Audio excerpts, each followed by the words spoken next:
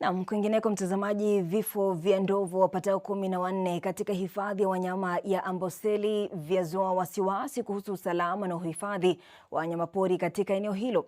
Shirika la huduma kwa wanyamapori Kenya, yani KWS, tayari limeanzisha uchunguzi kubaini chanzo cha vifo hivyo. Hata hivyo, shirika hilo limefafanua kuwa huenda baadhi ya ndovu hao walitoka katika hifadhi za kijamii au maeneo yanayomilikiwa na watu binafsi.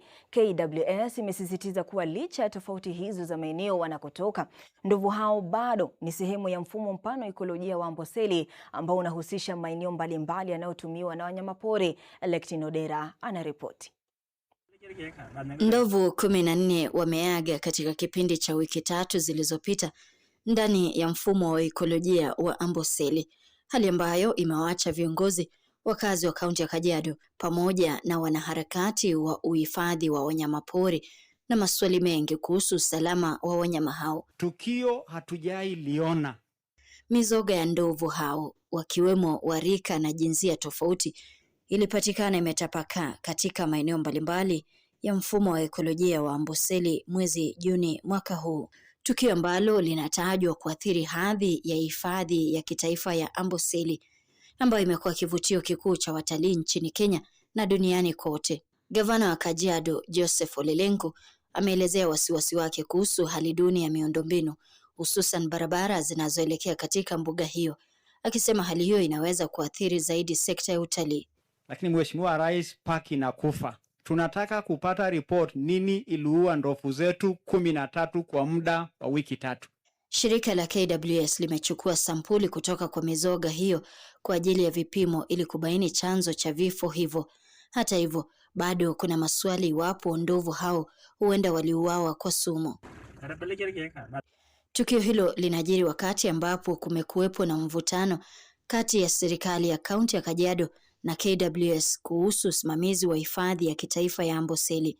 Mvutano ulioanza baada ya Rais William Ruto mwezi Novemba mwaka jana kutia saini mpango wa kuruhusu usimamizi wa hifadhi hiyo kushirikisha zaidi serikali ya kaunti ya Kajiado.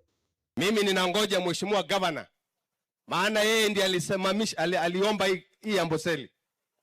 Kama hatasema deadline hii, basi mimi nasema Wamasai hakuna kupeana rukura kwa Ruto. Maana hatuwezi bebelezana na nyinyi. Kura ya Wamasai ni kama kura ya Wajaluo ambayo mnaenda kutafuta Kisumu. Mgogoro huo pia umechochewa na madai ya kushindwa kwa KWS kuwasilisha 50% ya mapato ya hifadhi hiyo kwa mwaka wa kifedha wa 2025 mwaka 2026 uliokamilika Juni 30. Hawa ni wanyama wetu.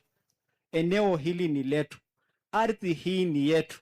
Kwa mujibu wa mpango wa mpito wa miaka mitatu, KWS ilitarajiwa kuanza kuwasilisha 50% ya mapato ya hifadhi kuanzia Julai 1 mwaka 2026, kisha kuongeza kiwango hicho hadi 80% katika mwaka wa kifedha wa 2026-2027 na hatimaye kuhitimisha 100% katika mwaka wa kifedha wa 2027 mwaka 2028.